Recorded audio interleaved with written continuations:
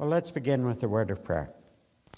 Gracious God and Father, we ask for your special blessing on those that we've been mentioning, those who are known to us and those families in faraway Nashville who are not known to us, but our hearts and our thoughts and our prayers go out to them. We remember those of our church family and friends, and we ask for your particular blessing on each of them as they face different situations and different problems. We ask, Father, now for your guidance and for your blessing as we turn to your word, for we ask all these mercies in Jesus' name. Amen. Okay, if you'll turn to Matthew chapter 11, we're going to begin from verse 1, and while you're finding that, I want to say that our summer Bible study that we've been talking about is going to begin on the 26th of July, which is the last Wednesday in July. It's a 6-week DVD series, a new series by Max Lucado. Now, I know how much you've enjoyed Max Lucado's videos and DVDs and books in the past. This one is in the footsteps of Jesus. It's a very, very good series, and it will run for 6 weeks. So that will begin the last Wednesday in July, and it will run through to the last Wednesday in August. So it'll be a 6-week duration. Now, unfortunately, we will not be able to live stream that because of copyright issues. It's only just been released. And so, obviously, Max Lucado doesn't want us putting it on our church website and him not getting any money for it.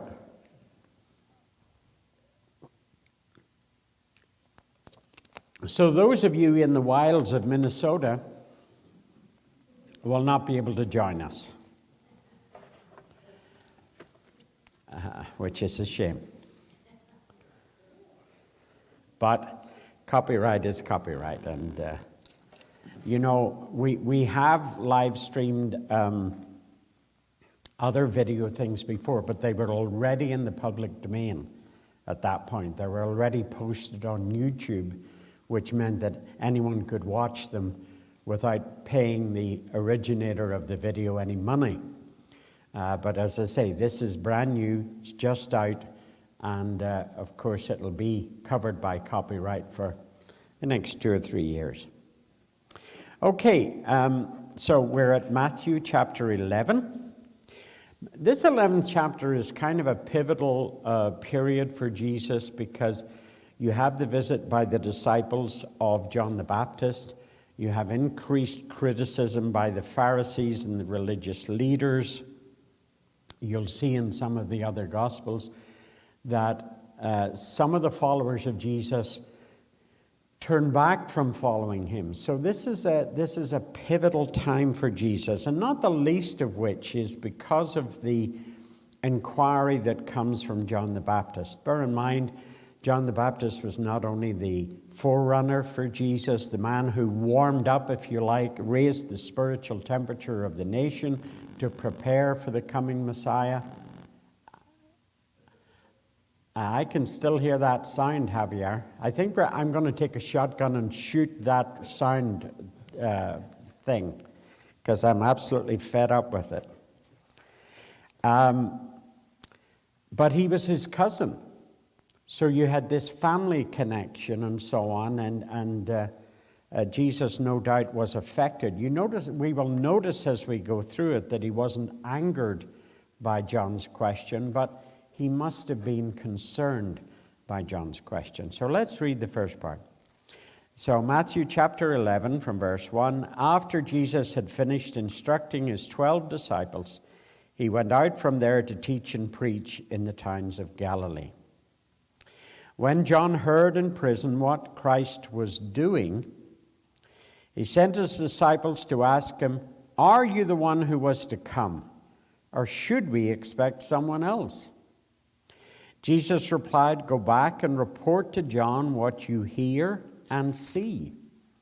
The blind receive sight, the lame walk, those who have leprosy are cured, the deaf hear, the dead are raised, and the good news is preached to the poor. Blessed is the one who does not fall away on account of me." As John's disciples were leaving, Jesus began to speak to the crowd about John. What did you go out into the desert to see? A reed swayed by the wind? If not, what did you go out to see? A man dressed in fine clothes? No, those who wear fine clothes are in king's palaces. Then what did you go out to see? A prophet? Yes, and I tell you, more than a prophet. This is the one of whom it is written, I will send my messenger ahead of me, who will prepare your way before you. I tell you the truth, amongst those born of woman, there has not risen anyone greater than John the Baptist. Yet he who is least in the kingdom of heaven is greater than he. From the days of John the Baptist until now, the kingdom of heaven has been forcefully advancing, and forceful men lay hold of it.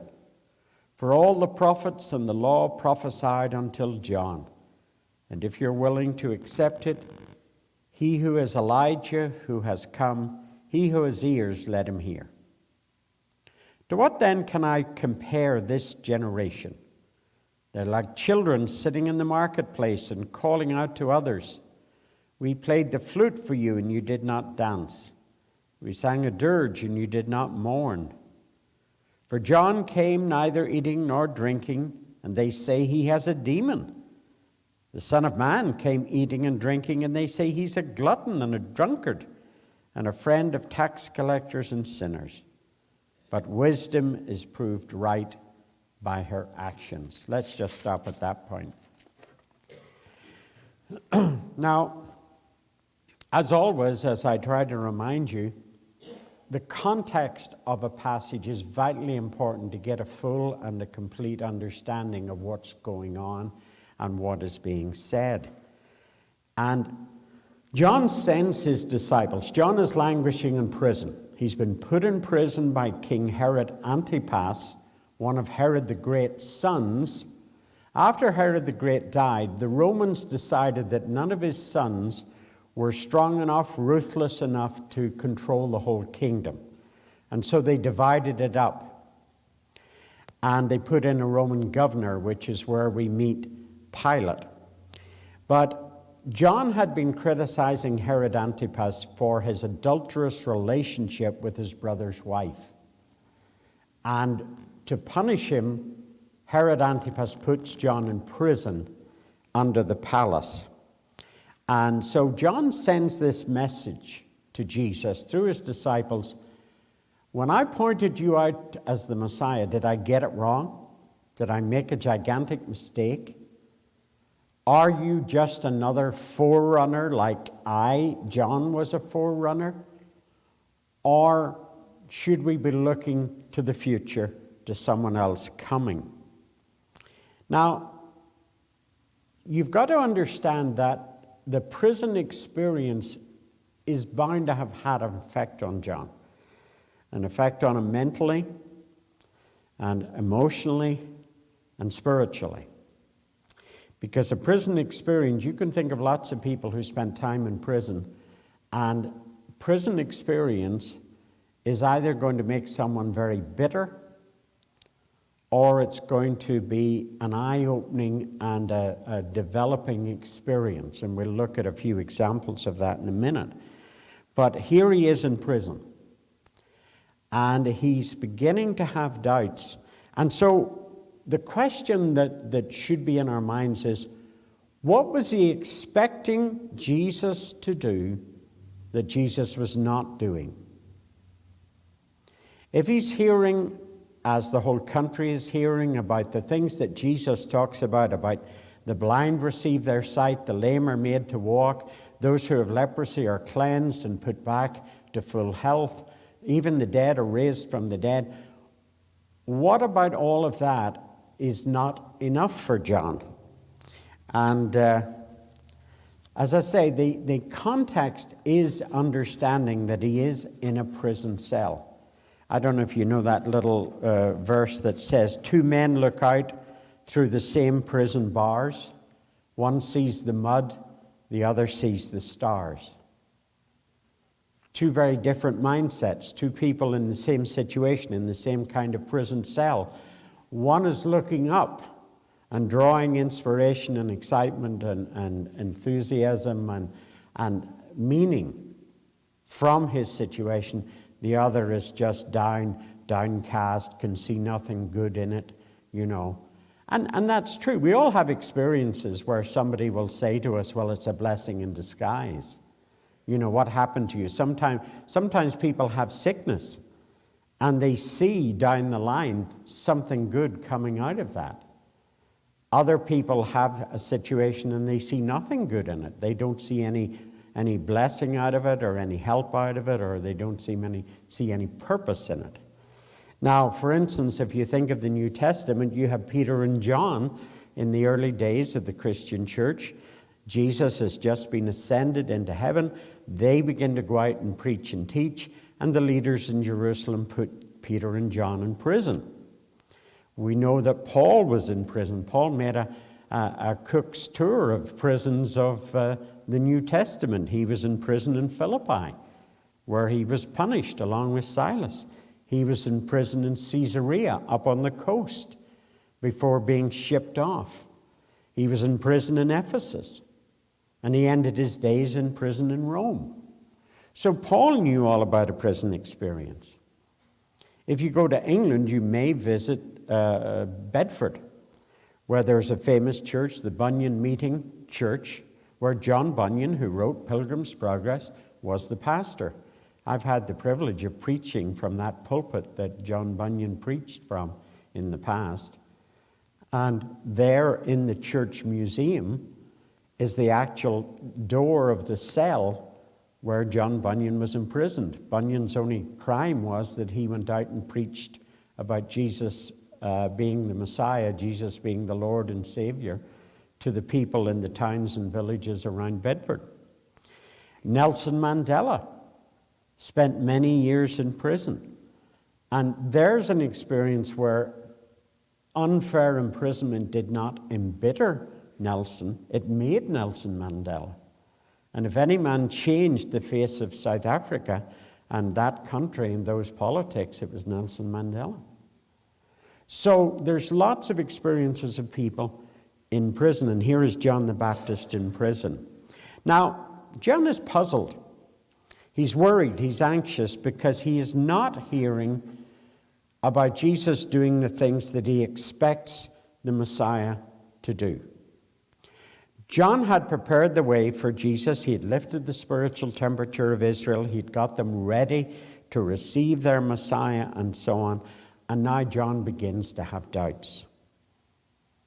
Now, if you look at verse 2, you'll notice that whilst I think, this is subtle, but if you take a look at it, I think Matthew, who's writing this gospel, is making the contrast between John the Baptist's doubts about who Jesus was and Matthew's certainty that Jesus was the Messiah. Look carefully at what it says in verse 2.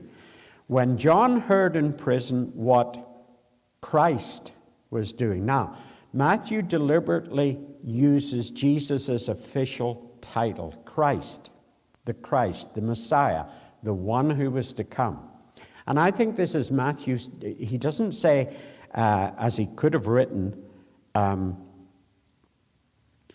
when John heard in prison what Jesus was doing. He doesn't say that. He says, when John heard in prison what Christ was doing, he sent his disciples to ask, are you the one who was to come, or should we look for another?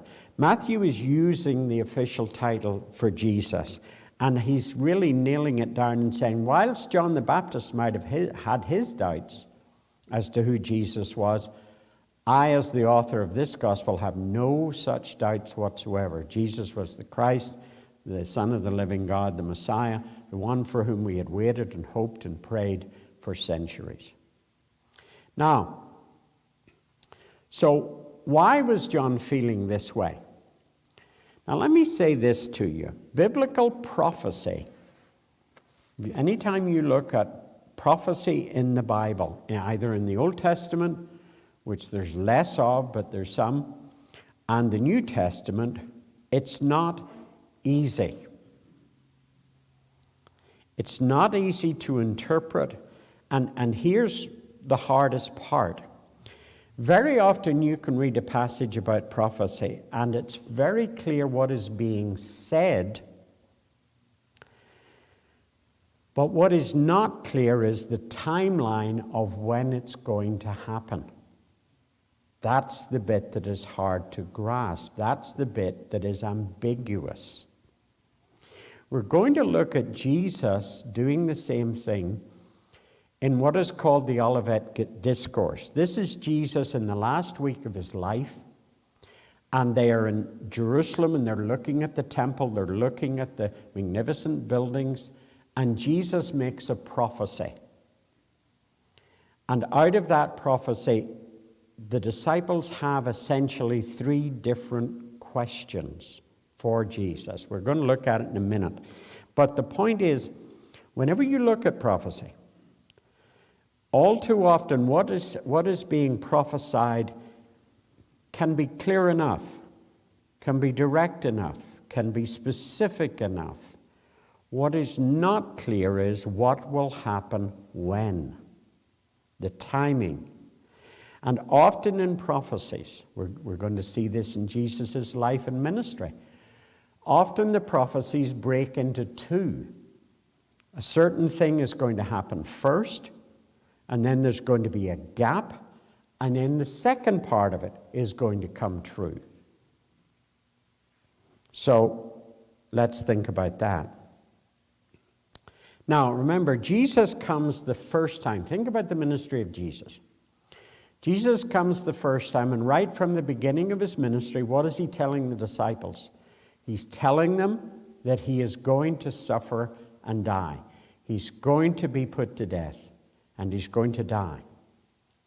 Right from the beginning of their time together, he's warning them this is what's going to happen, because Jesus understood that his first advent, his first purpose in coming, was to die for the sins of the world, was to be the sacrifice, was to be the servant king that Isaiah talks about, the one who would bear our griefs and carry our sorrows, the one who would be like a lamb to the slaughter. That's the first part of Jesus' ministry. When he returns, he's going to come back not as a servant, but as a sovereign. He's going to come back as leader, as Lord, as King of kings and Lord of lords. What does Paul do? Paul works this out for us in Philippians. He talks about when Jesus returns, every knee will bow and every tongue will have to confess that Jesus Christ is Lord. Everyone on earth will see this momentous event of the Son of Man coming back to claim his people, to establish his kingdom. Now, if you think about it, you now have a 2,000-year gap between the first part of Jesus' ministry and the future event, his coming back again, which would be the culmination of his ministry. Does anyone have any questions on that? Is that clear? Am I making it clear for you that in a lot of these prophecies, there's a gap between event A and event B, and you can't always tell what is intended to be event A and event B.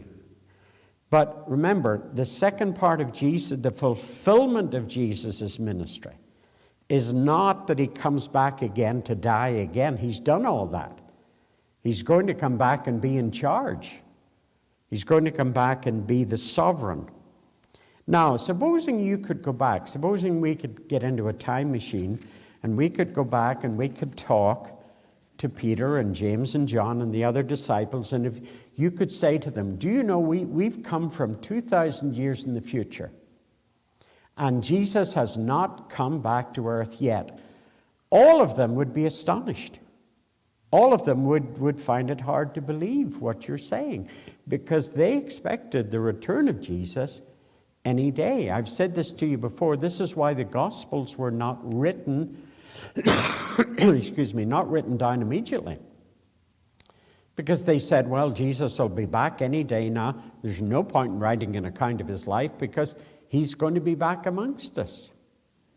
So if you could say to them, well, hey, we're waiting 2,000 years and he hasn't come back yet, they would find it difficult to believe this. They would be astonished.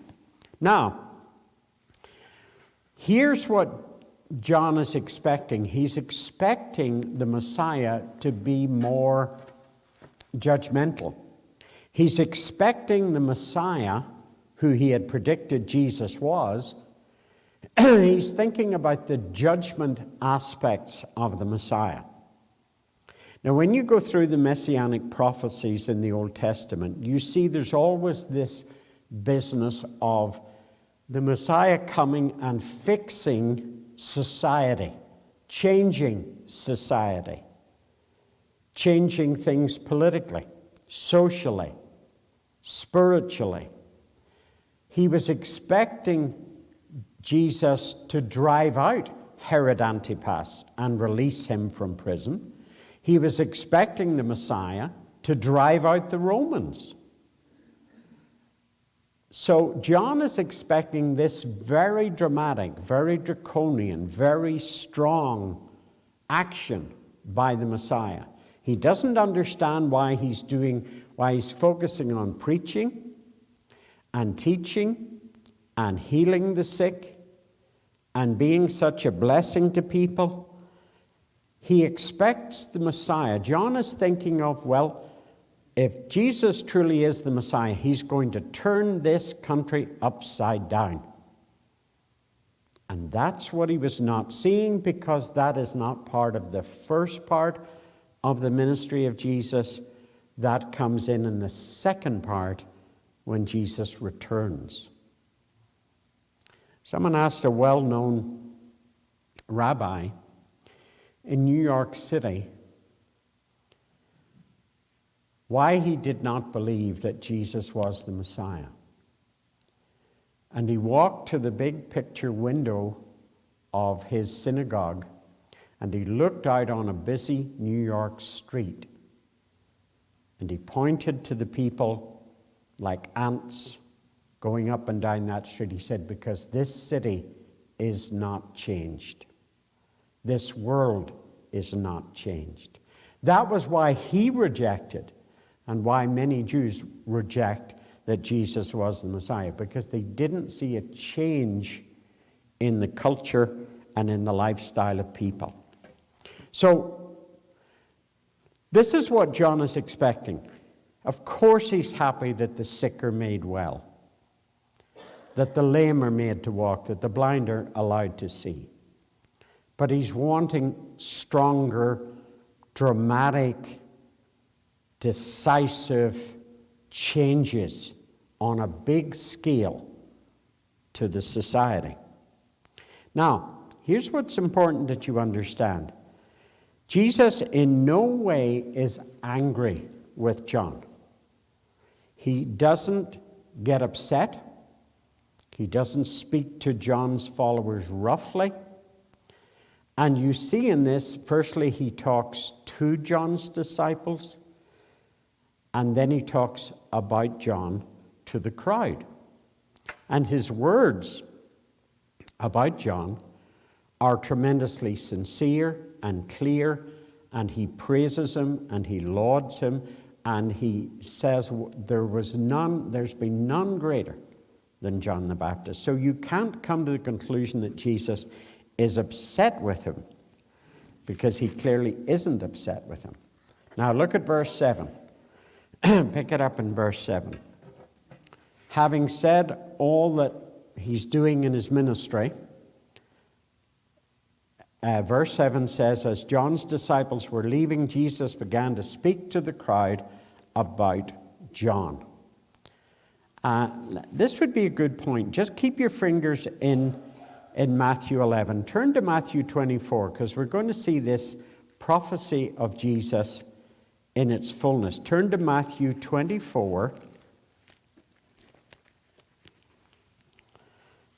and we're going to look at verses 1 through 3.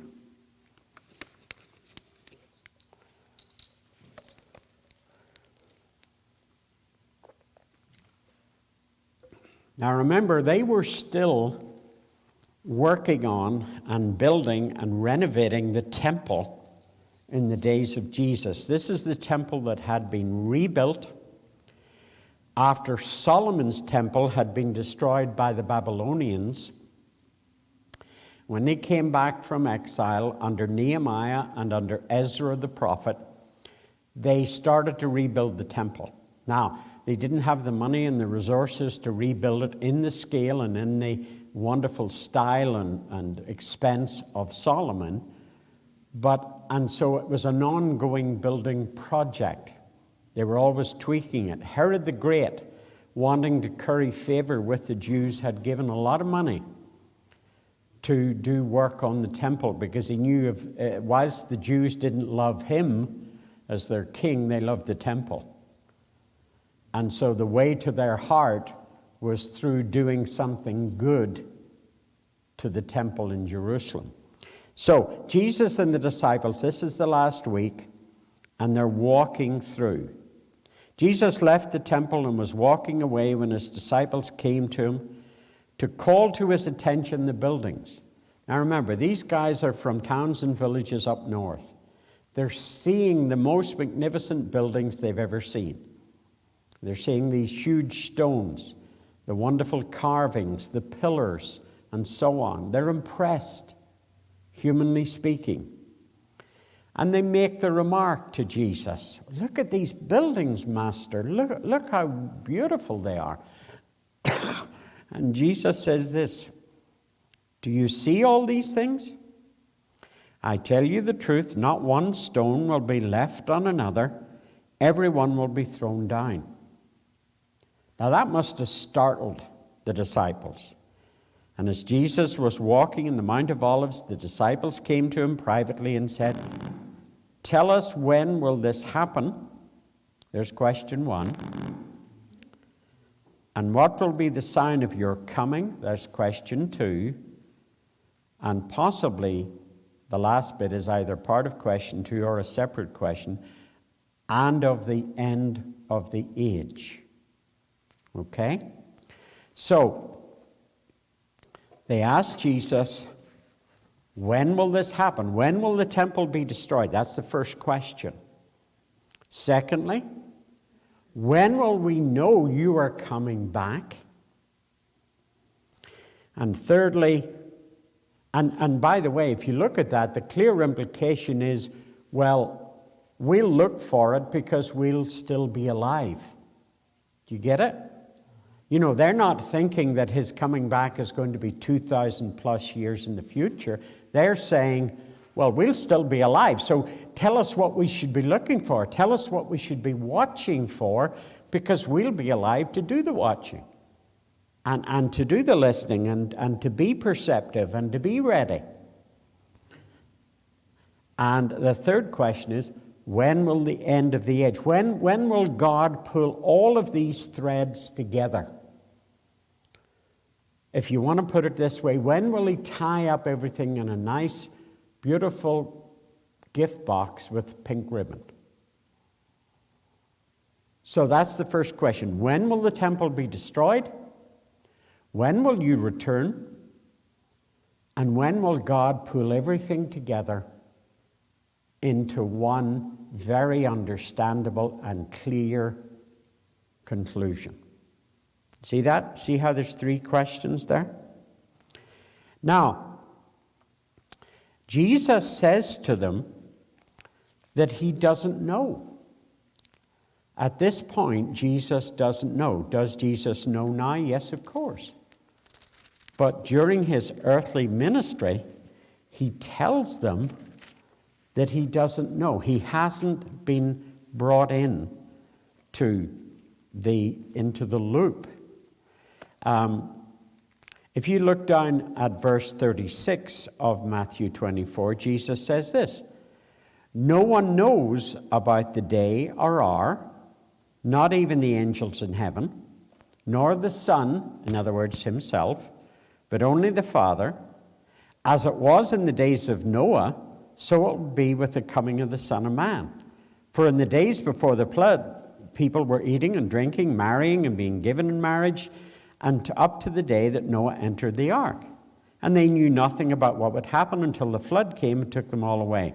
This is how it will be at the coming of the Son of Man. Just stop at that point. Jesus is saying, when I return, it'll be totally amazing. It'll be a total shock. No one will be able to predict it. And it will come and catch people by surprise. Now, if you read those verses, you remember all the controversy when we were going from 1999 to 2000? You remember that? And computers were going to crash, and this is going to happen, and all kinds of things, remember? And what was the most commonly held view? Jesus will return. They were predicting that at the new millennial, Jesus would return. Now, if you never read any other verse, you would say, well, I'm afraid that suggests that isn't the time, because if everybody's expecting it, it's not going to be then. You're not going to get it. And Jesus says in verse 36, even at this point, I don't know. I don't know when God the Father is going to send me back to earth. Because this is pre-cross, pre-death, pre-resurrection, pre-ascension. Then when he goes back into heaven, the Father talks to the Son about the future events and when you will return to earth and how you will return in a different way. Which always concerns me about television preachers who tell you that nobody knows except them. They've worked it out. They've tweaked the clues. They have studied Daniel. And they're going to tell you that while nobody knows, they know. There's a theological term for that. It's called hogwash. Anytime you hear anyone say that on a television ministry, you can immediately turn off the set, because you're listening to someone who's talking complete garbage. When the Son of Man says no one knows, you know what it means? It means no one knows. It doesn't mean no one knows except a guy who has a television ministry. So Jesus is saying these things are uncertain. And you see how that prophecy, if you just took that prophecy and you said, well, I'm going to assume that all those things are going to happen all at the same time. Remember? They asked Jesus, the first question is about the temple. When will the temple be destroyed? Well, we now know the temple was destroyed in AD 70. The Jews revolted against the Romans. There was a war. It culminated in the siege of Jerusalem. The Romans, remember that Jerusalem is a walled city, but the Romans built an outer wall around Jerusalem to starve out the people. That if they escaped from the city, they couldn't get over the Roman wall without the Romans capturing them. And eventually they break into the city, and the Romans kill thousands of Jews. And they destroy the temple, and they pull the place to pieces. So, there's the first part of the prophecy. You say, well, that happened in AD 70. Did Jesus return then? No. So you have the second part of the prophecy, which is their second question, when will you return? And clearly, not in their lifetime, not in the New Testament days, not in the apostles' lifetime. And thirdly, the question is, when will God pull all of this together and culminate everything and draw all the threads together? So, you see how prophecy can be. I mean, I read to you those words of Jesus, and they're pretty specific in what they say. But if you miss everything else that I say this morning, get this. The difficulty is the timing of what happens when. You might be told very specifically, A is going to happen, B is going to happen, C is going to happen, but what you're not told is when it's going to happen. And are the events going to happen at the same time? Are they going to be separated? Well, we already know about the destruction of Jerusalem. We already know that the return of Jesus has not come. And we already know that it won't be until after that that God pulls everything together. Okay? Now, John is focused on the judgment of the Messiah, on the wielding of a sword, of the punishing of evil.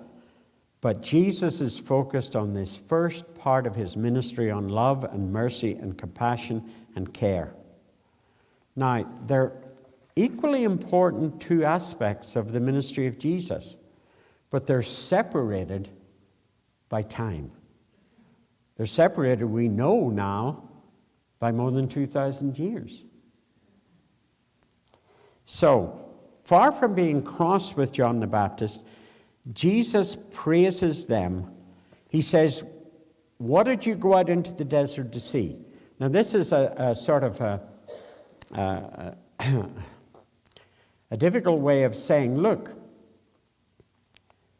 it had to be someone special to drive you out into the wilderness to hear what God said through this man, John. He's praising John. He's saying, look, you didn't go out to hear some milksop preacher who was going to agree with everybody. You went out and heard someone who was giving you the word of God straight from the shoulder. There was no softening it. There was no buttering it up. John told you, you've got to repent. You've got to prepare yourselves for the coming of the Messiah. And so Jesus praises him. Now look at verse 11 of Matthew 11. I tell you the truth, among those born of women, there has not arisen anyone greater than John the Baptist. Now, if you stop at that point, think about what Jesus is saying. If you think of all the figures of the Old Testament, you think of people like Abraham and Isaac and Jacob and Moses and David and Elijah and Jeremiah. Think of all of them, and Jesus is saying you can pile all of those up. And the person who's better than all of those is John the Baptist. Not necessarily. If I was to preach a series on the great heroes of the Old Testament, you would expect me to preach Sunday by Sunday on people like Abraham and Isaac and Jacob and Moses and David and Daniel and all the rest of it. You wouldn't expect me to end the series by preaching on John the Baptist. But that's what Jesus says. He says he's effectively the last of the Old Testament heroes of Israel. But notice what he goes on to say. And this is where you can walk a little straighter, put your shoulders back a little more confidently. Because having praised John in verse 11, what does Jesus say? Yet he who is least in the kingdom of heaven is greater than John. The very least Christian who believes in Jesus, worships Jesus, follows Jesus, has sacrificed his life to Jesus, Jesus says that person is even greater than John the Baptist, even greater than the greatest hero of Israel. Does that make you feel better? It ought to. It ought to. When you praise someone to the heights and say there's never been a man in Israel's history greater than John the Baptist, that's one thing. And then on the other hand you say, but even the most insignificant follower of mine is greater than him. So the next time your wife says, who do you think you are? You say, listen, I'm better than John the Baptist. And you mean it. Now, you notice in verse 18, we'll just stop at this point, Jesus says there's no pleasing people. He says they're like children in the marketplace. They criticized John for being too ascetic, for being too remote, for not drinking, for not eating, for living a life that was totally different from theirs. And he says, then when I came, they criticized me for exactly the opposite, for being accessible. What do the Pharisees criticize? Well, he eats with tax collectors and sinners. He should shun those people. He shouldn't have anything to do with them. No decent rabbi would eat with those scoundrels. That's what they were saying. And so Jesus says, you can't win. You can't win. John was too remote, too different. I was too close and too familiar, and they didn't like that. Have you found that? I certainly have.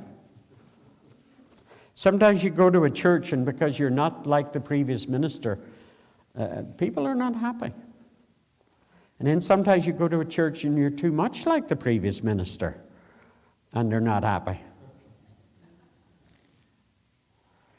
All right, we're going to stop at that point, and thank you all very much indeed. Does anyone have any questions? Because it is a difficult, but remember the fundamental structure. Prophecy can be difficult, not so much understanding what is said, because often it is very clearly stated. But your problem with prophecy is knowing what happens when. That's the difficulty. And there are often very few clues to help you interpret, well, I think that part has already happened, or that part is going to happen, or that part is going to come. Now, right at the moment, it's very popular to talk about the last days. We're living in the last days. And if you think about that, and I'm not a mathematician, heaven knows, but the last days is not a very exact term. You know what I mean? And I believe that Jesus will return, but I don't know when. But there are people who are willing to sort of predict when it will be, and they ramp up the idea.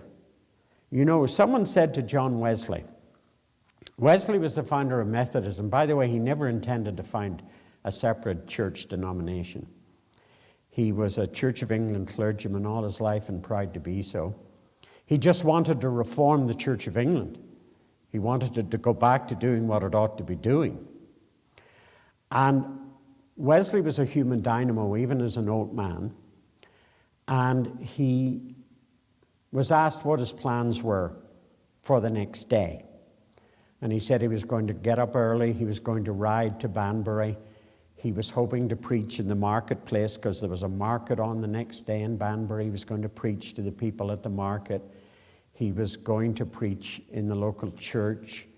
He was going then to ride on to another place. And he had a whole full day of itinerary. And someone said to him, what would you do if you knew that Jesus was going to return tomorrow? And he said, I would do exactly the same thing. I would want my master to find me busy in his service when he came back. And that's sometimes a missed emphasis in the modern church when there's so much attention from the pulpit about the return of Jesus and predicting and prophesying and twisting verses to say, well, you know, it's going to be any day now. I think it would be better served if there was more emphasis on what are you doing? What will you be doing when Jesus returns? Whether it's tomorrow, whether it's next month, next year, or 10 years down the line.